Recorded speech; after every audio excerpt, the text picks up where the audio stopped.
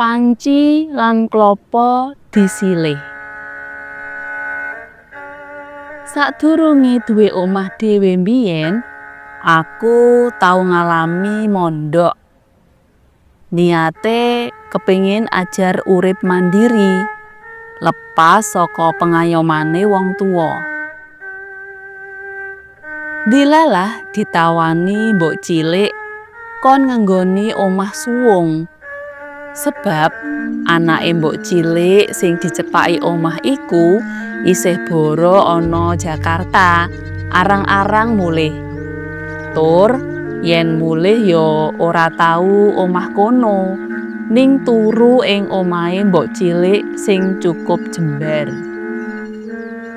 Omah iku mung kon ngenggoni tanpa nyewa, waton diresiki lan yen gendenge mlorot kon benakake. Mesti wae aku sak keluarga seneng banget.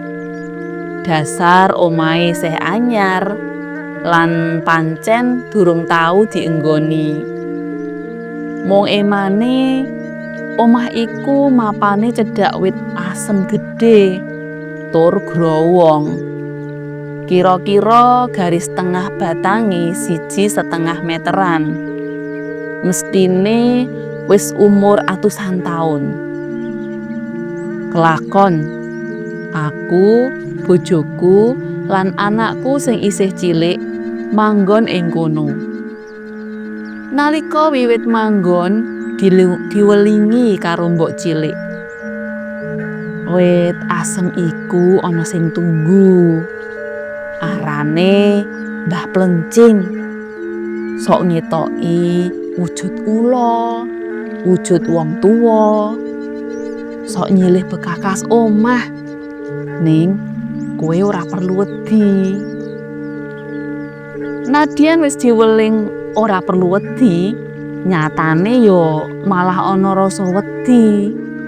Nanging bareng wis sautara wektu dadi atel, ora wedi maneh. Ya nalika wis ora duwe rasa wedi iku, wiwit ana kedadean aneh-aneh.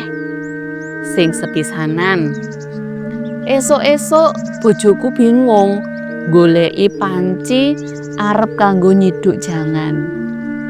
Tujune mbok cilik krungu. Sadurunge mangkat nyang pasar, mampir dhisik nemoni bojoku, ngandani, "Aja bingung, lan ora usah kok goleki. Iku rak lagi disilih Mbah Plencing. Mengko lak dibalekake." Jebul tenan. Let 2 dina weruh-weruh panci iku wis mengkurep ing paga. Resik, tilas diisahi tur ambune sedhep. Bojoku mantuk-mantuk. Percaya yen omonge mbok cilik iku jebul nyata. Liya dina ana kedadean maneh. Bojoku tuku klapa 1, arep kanggo gawe sayur lodeh. Gandeng oleh nyayur mung sithik, klapane mung digunakake setugel. Sing setugel disimpen ing lemari dapur. Dina candhake arep gawe urap-urap. Arep njupuk klapa sing setugel. Jebul ora ana. Bojoku batin. Apa klapa ya disilih Mbah Plencing? Nek ngono ya wis ora sida gawe urap-urap. Dimasak tumis bumbu kecap wae. Bareng awan mbok cilik mulih saka pasar, mampir mrono. Dikojahi wangsulane enteng. Mengko rak diijoli. Jebul tenan. Lek 4 dina, esuk-esuk bojoku weruh klapa setugel mengkurep ing meja dapur. Nalika dibuka, isih anyar gres. Banyune klapa wae isih ketes-ketes. Tondo yen lagi wae disigar lan diseleh ing kono. Bojoku mantuk-mantuk maneh. Percaya yen omongane mbok cilik iku nyata. Lan akeh kedadean aneh liyane sing tak alami. Sawise 2 taun mondok gratis ing kono, bojoku ditampa lamarane dadi guru. Gandeng wong loro kerja dinas kabeh, kepeksa bali kumpul karo wong tuwa sebab anakku sing siji isih bayi, ben diemong embahe. Aku isih penasaran karo Mbah Plencing sing jare tunggu wit asem gedhe iku. Kawetu tembungku. Tetanggan nganti 2 taun kok durung tau weruh rupane. Mbok yo ngetoki ben kenal tenan sadurunge aku lunga. Lah kok kontan. Bengine aku sowan Pak RT lan Pak RW pamitan. 2 dina maneh arep lunga saka desa kono bali nyang desaku dhewe.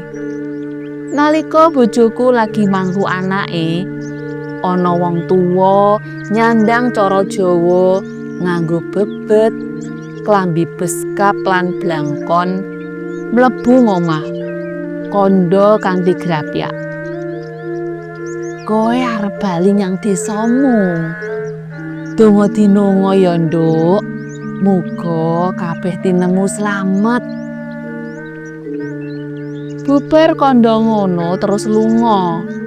Dina isuke kurang sedina lungaku saka kono.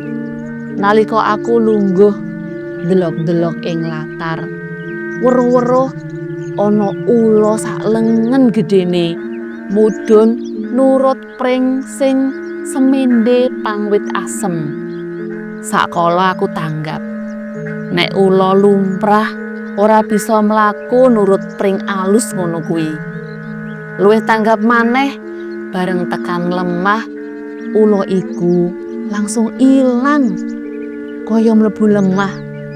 Mongko ora ana bolongan babar pisan. Aku mung terus omong. Aku njaluk pamit, Mbah. Donga dinonga. Muga kabeh tinemu slamet.